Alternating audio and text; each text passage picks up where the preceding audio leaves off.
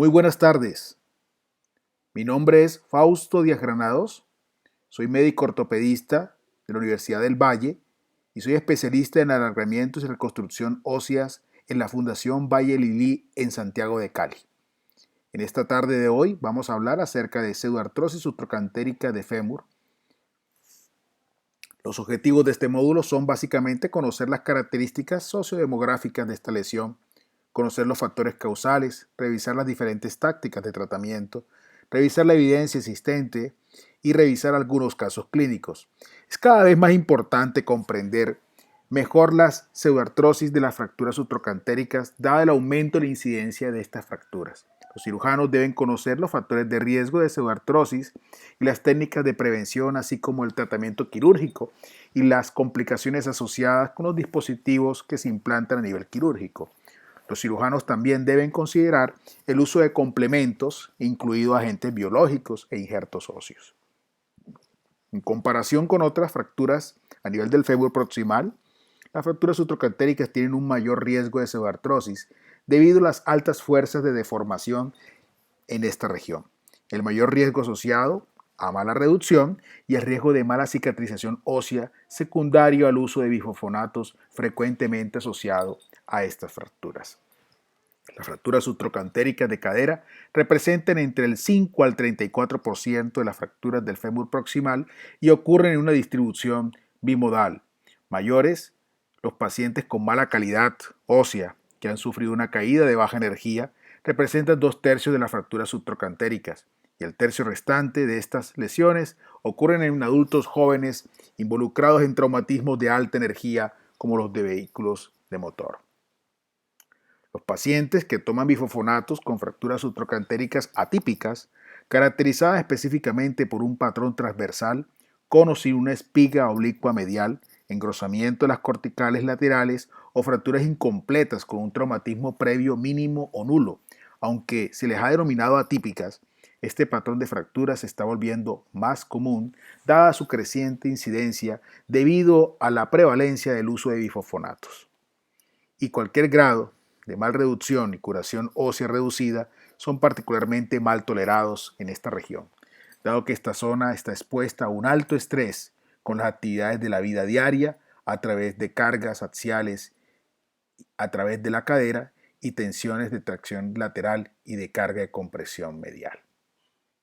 La subartrosis femoral subtrocantérica puede ser una condición incapacitante, ya que puede producir acortamiento de la extremidad, dolor y discapacidad funcional.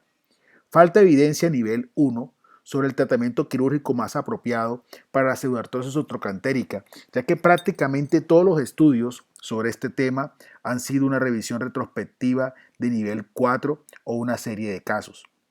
Dada la creciente incidencia de estas fracturas, es cada vez más importante comprender mejor la pseudoartrosis de las fracturas subtrocantéricas. Con respecto a algunos aspectos importantes de la anatomía, debemos tener en cuenta que estas fracturas se definen como fracturas del fémur proximal que ocurren en el trocánter menor hasta 5 centímetros. El ángulo y angulación sagital se correlacionan fuertemente con pseudoartrosis. Una revisión retrospectiva de 134 pacientes encontró que la incidencia de mala reducción es del 14% de los casos de reducción abierta o cerrada sin cerclajes, en comparación con el 85% de los casos de reducción abierta. El hueso en esta área es principalmente denso y grueso, listada al trocánter menor, hueso cortical, y está sujeto a grandes fuerzas que son de tracción en la cortical lateral y compresivas a nivel de la cortical medial. El desplazamiento de las fracturas subtrocantéricas depende de las inserciones de los músculos femorales proximales y distales. El fragmento del fémur proximal se mantiene en abducción, flexión y rotación externa por el glúteo medio y menor, que se inserta en el trocánter mayor, el psoas ilíaco, que se inserta en el trocánter menor, y los rotadores externos cortos que se unen al trocánter mayor y de la cresta intertrocantérica. El fragmento distal es empujado hacia aducción y acortamiento por los aductores, que se insertan a nivel del cóndilo femoral medial y se tira en extensión por parte de los isquiotibiales. Estas fuerzas dificultan el logro de una reducción anatómica, especialmente con los métodos cerrados, que a menudo requieren métodos abiertos para la reducción anatómica. Este cuadro representa un resumen de las fuerzas deformantes de cada uno de los músculos. Factores de riesgo asociados a la pseudoartrosis están como la disminución en el eje de aproximadamente 10 grados. La pseudoartrosis oligotrófica puede ocurrir incluso cuando hay fracturas malignas. El acortamiento también de las fuerzas musculares. Se encontró también la presencia de mala reducción en 10 grados en cualquier plano, podría resultar en una mayor tasa de consolidación retardada o incluso falta de unión. El desplazamiento de 3.2 milímetros en adelante, el uso de cerclajes con alambres en comparación con sin uso, también se relacionó, que aunque fuera una buena reducción, con un aumento de la pseudoartrosis. Ahora, ¿cuánto es la angulación que se puede aceptar? Tendría que ser menor de 10 grados aproximadamente. Otro estudio de 90 pacientes que se utilizó estos mismos criterios encontró una incidencia de mala reducción del 3.3% cuando se utilizó una reducción abierta y cerclaje en comparación con 60% con manejo cerrado. Factor de riesgo de pseudoartrosis de las fracturas. Es importante señalar el efecto de la reducción anatómica que a menudo puede superar esto. Más específicamente, los cirujanos pueden dudar en usar métodos abiertos para reducir estas fracturas. Los beneficios de una reducción anatómica probablemente superan los riesgos teóricos de la alteración de la envoltura de los tejidos blandos, el suministro de sangre perióstica con métodos como el cerclaje. Múltiples estudios han examinado el efecto del cerclaje en la unión de las fracturas y han encontrado una reducción mejorada sin algún efecto pobre sobre las tasas de consolidación, comparado con la reducción cerrada sola con una reducción percutánea. Aunque la vascularidad es una teoría, un estudio comparativo eficaz de 90 pacientes en realidad encontró una mejor calidad de vida y una estancia hospitalaria más corta cuando se usó algún tipo de método abierto con una reducción adecuadamente anatómica. También hay sugerencias de investigación científica básica señalando que el cerclaje no perturba la vascularización tanto como antes. El uso prolongado de bifosfonatos asociado a fracturas atípicas aumenta el riesgo de consolidación tardía o pseudoartrosis y la tasa de pseudoartrosis de casos atípicos tratados es más alta.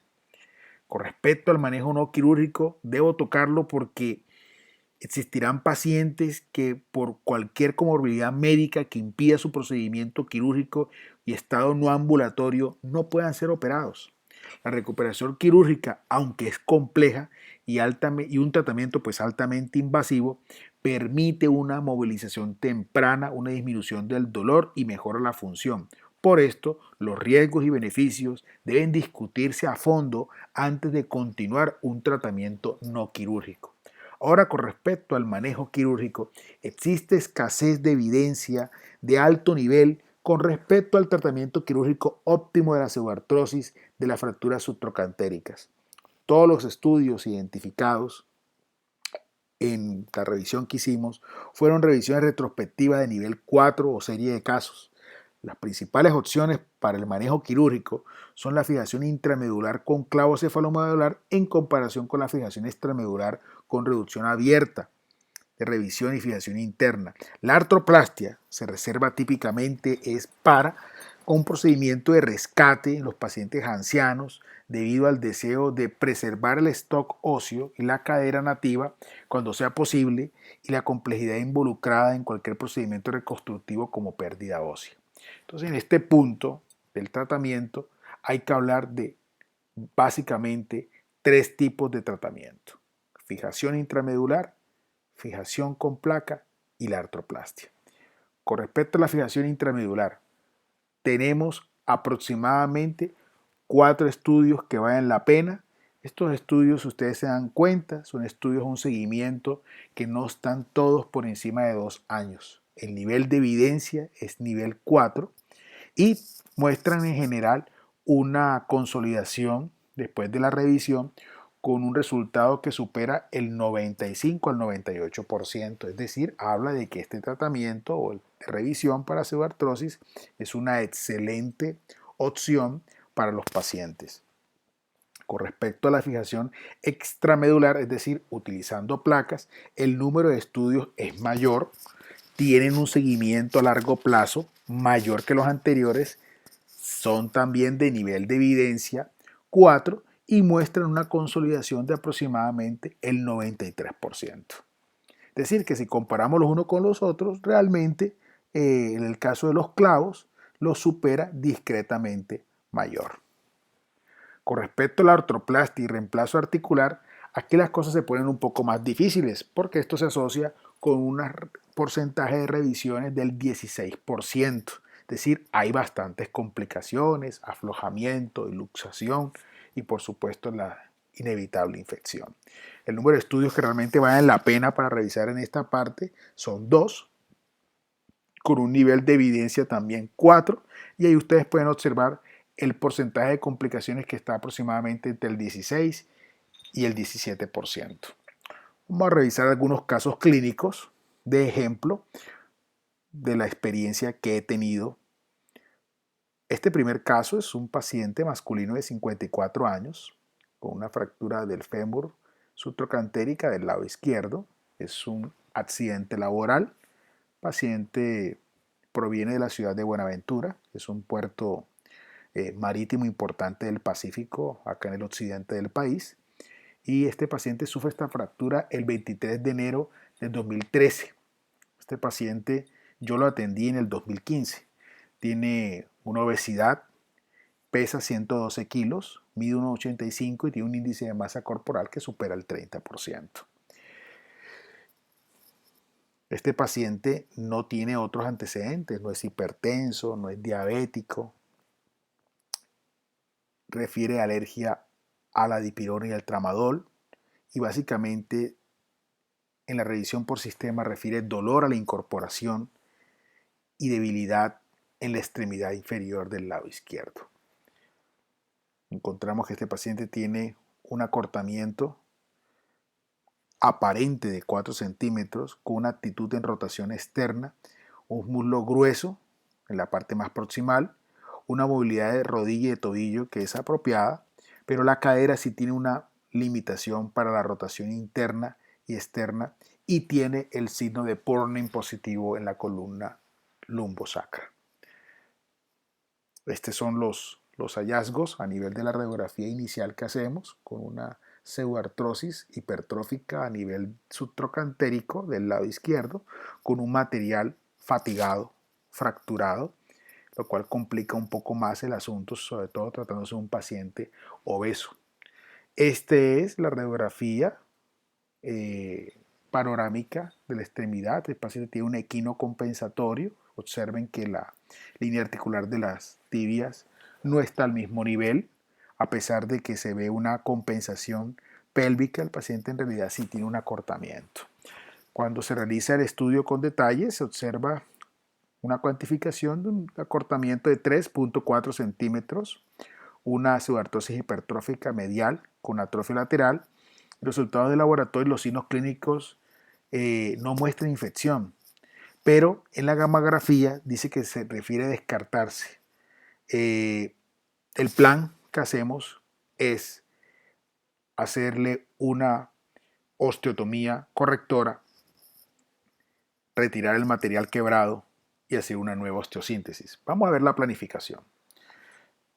Hacemos un test de alineamiento como debe realizarse en todos estos pacientes, en donde vemos una alteración básicamente del tercio proximal del fémur con un varo y hay algunas otras alteraciones a nivel de la rodilla que muestran un genuvaro de base que tiene el paciente, muy leve. Hacemos una simulación del centro de la deformidad con una radiografía calibrada utilizando este programa de planeamiento operatorio. Hemos elegido para esta oportunidad un clavo intramedular que nos permite hacer la corrección y hacer los puntos de fijación a nivel de la cadera. Aquí simulamos la corrección y después de que obtenemos los ejes apropiados, en este caso he elegido una cuña de apertura, dado que con esto puedo obtener que el paciente compense parte de su acortamiento. Al generar una corrección de aproximadamente 24 grados, este paciente logra tener una compensación con un acortamiento de 1 centímetro. Este es el implante que he elegido para la simulación y así es más o menos como podría quedar. Durante el procedimiento se hizo tal cual lo que les comenté y este fue el resultado quirúrgico que obtuvimos. Esta es la radiografía eh, del test de alineamiento posterior. Recuerden que les dije que tenía algo a nivel de columna, de todas maneras hay algo de contractura. El paciente tiene un seguimiento bastante largo, donde logra, ustedes se dan cuenta que logra equilibrar bastante su columna, hacer sus estiramientos, queda con un acortamiento de 1 centímetro. Obtenemos esta fijación con este clavo y obtenemos una consolidación.